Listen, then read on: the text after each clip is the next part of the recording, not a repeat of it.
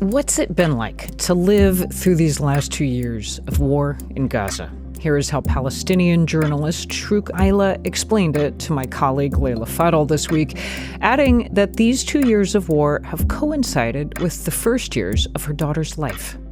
Tanya spent more than half of her age with no drinkable water, with no medical supplies for her illness, with no milk, with no diapers. And because of the famine, she grows up on canned food. She doesn't recognize the apples, the banana, and all the other kind of fruit. Consider this. The UN says almost everyone in Gaza needs some sort of food aid. That is more than 2 million people. Delivering that aid, plus medicine, plus housing, will be a massive challenge. It's Consider This from NPR. I'm Mary Louise Kelly. The International Rescue Committee is one of the organizations that is trying to address the humanitarian crisis in Gaza. David Miliband is the IRC's president and CEO. He's in our studios to talk about what comes next. David Miliband, welcome. Thanks very much. So many people in Israel, many people in Gaza are celebrating the ceasefire right now, a ceasefire that is being tested as we speak, but is holding so far. What is the scope of the crisis that you're confronting today, the crisis that remains? I think it's impossible to overstate the degree of destruction and distress that exists in Gaza today among the 2 million or so population. The figures don't really do justice. 55,000 acutely malnourished under 5-year-old children, 70% of buildings bombed out. Some of our own aid workers paid salaries but unable to buy anything recently, and so their children going malnourished, hungry. Yeah. So it's a scene of absolute devastation in many of the cities, Rafah reduced to rubble. And on top of that now, we have this extraordinary combination of relief. Thank God the war is over. Thank God I know that my child will be alive tomorrow. But also the displacement, the movement of people, 300,000 people moving to Gaza City in the last couple of days, some of them finding nothing. Our own staff, I had a report today, our own staff member finds that their former home no longer exists. And so you've got this combination of relief and hope, but also what a mountain still to climb. So you've got the challenge of trying to get aid to people who are moving, who may not have a place to sleep, forget the food, forget all of the other challenges they're facing. What about just the starting challenge of getting food into Gaza? There are all these questions about the border crossings, what's open, what isn't at the hour that you and I are speaking here on Wednesday. The Rafah crossing, the main crossing between Gaza and Egypt, is not open.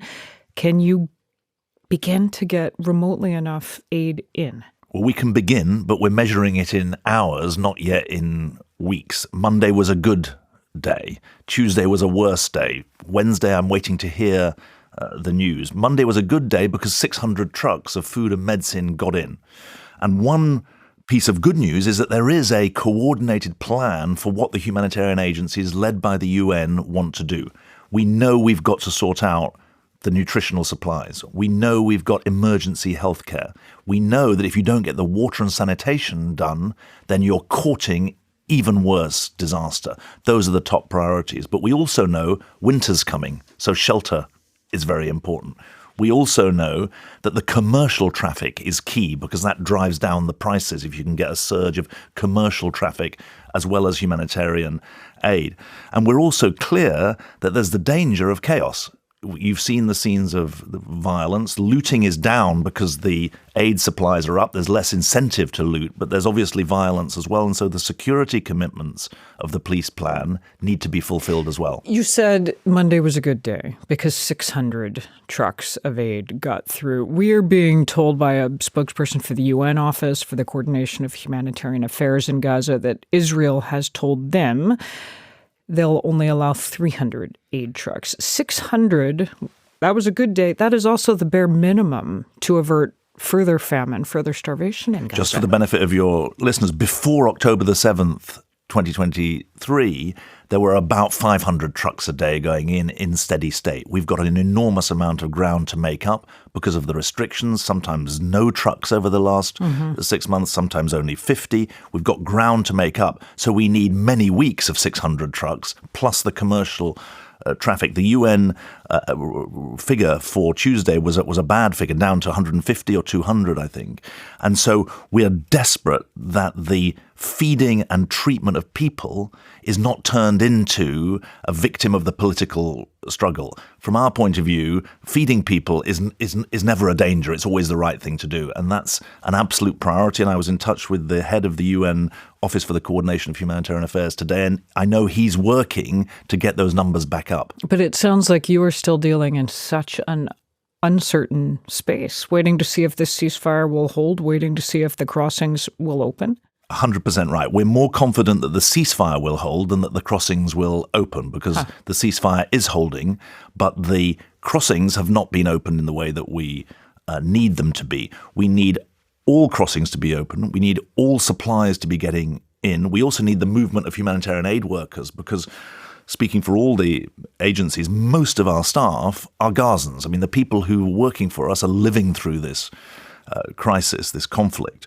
But we also need extra expertise to go in, especially for things like water and sanitation repair, about protection of children who've been maybe orphaned as a result of this conflict. So there's some specialist help that we need in as well. Have you heard any hopeful news yet? You know, a story of a person who is eating today who didn't have food last week. Well, the hope comes from the fact that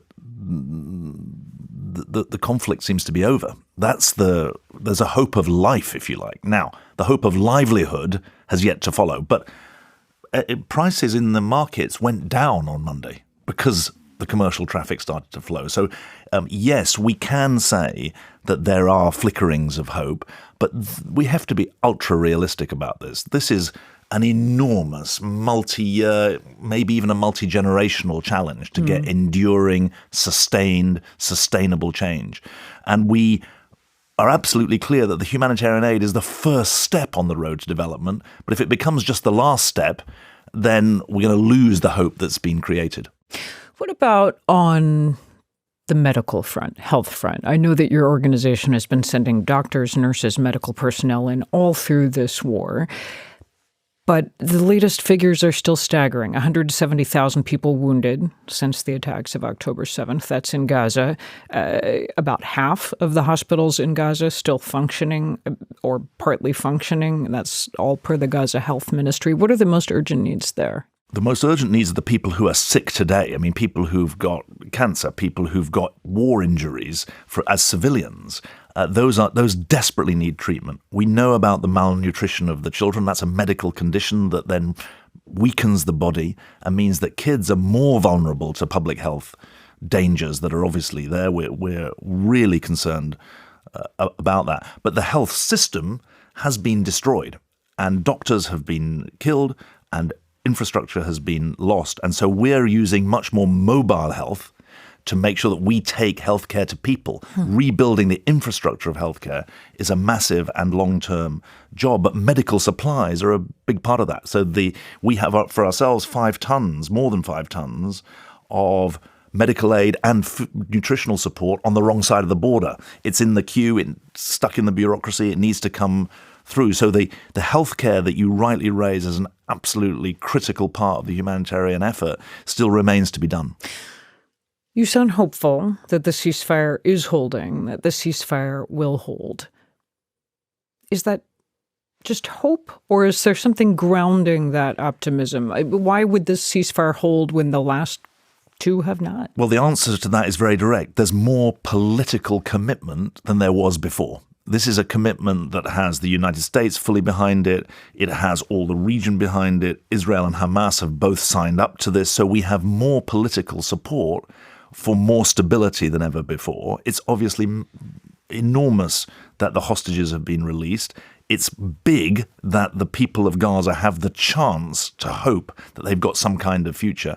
And it's incumbent on all of us, I think, to play our role, whether humanitarian or political, in trying to make that happen. I would also say, as a note of realism, journalists haven't been allowed in. and I'm not just saying this because I'm on your International show. journalists for the whole war have not been. My absolute fear is that actually we're going to find things are worse than people realize. Because what our staff say to me is, you have no idea. I mean, the numbers dead, the numbers injured are the bare minimum. And the danger that there are still bodies to be found, there's still destruction to be uncovered. I really worry about that. Because they're challenges we haven't even become aware of yet. The educated, humane, engaged staff that we have that I speak to, they've got fear in their eyes about the future as well as hope.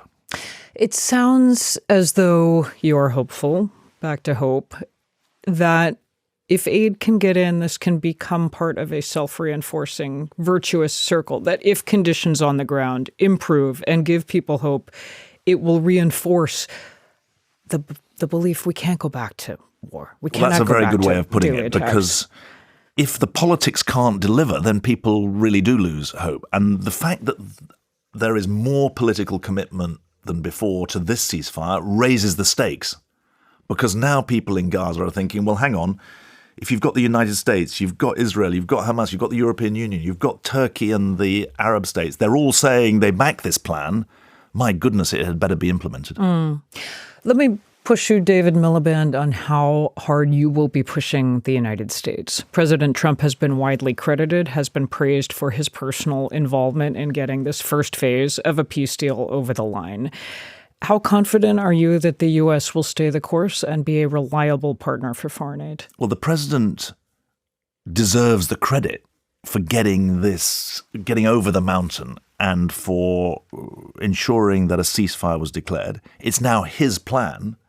And when something is his, he's really committed to it. So I'm hopeful that, notwithstanding the skepticism and that the administration has about foreign aid, in this case, this same president presides over an administration that has eliminated more than 80% of its international aid programs. Yeah, since January. That's why I say that. 2 million clients of the International Rescue Committee have lost services that were previously being paid for. This is kids getting education in Afghanistan, refugees in South Sudan from Sudan. So we know the cost of the aid cuts, but this is a plan that the president has put his own name on. And when he puts his name on something, there's a determination and a commitment. He doesn't do it lightly, clearly. He's got a lot invested in this now. And what we want to say to him is that we're there with him to make sure on the ground the aid reaches the people who needs it. He's got massive challenges to help navigate on the security front, on the economic front. But when I heard him speaking on Monday, he wants to get it done, and we want to get it done too. So to the question, how confident are you that the U.S. will be a reliable partner for a long-term peace in Gaza? Well, I think it's massively in the U.S. interests that this is not a running sore. I think it's massively in the U.S. interest that the political horizon is reinforced, and the only solution that anyone has ever found to this conflict has been for there to be a secure Israel that can live alongside a Palestinian state. In the end, our job as humanitarians is to say, if you don't address the humanitarian side of the equation, you're courting disaster, you're courting political instability, not just loss of life. And so we feel we're in desperate times call for desperate measures. And this is a real Hail Mary pass that's been thrown for this region of the world that so many people care so much about. And we've got to get the real human values up front and center to see this through. David Miliband, President and CEO of the International Rescue Committee, thank you. Thank you very much. And if you want more conversations like this, you can like and subscribe to our channel or check us out wherever you get your podcasts.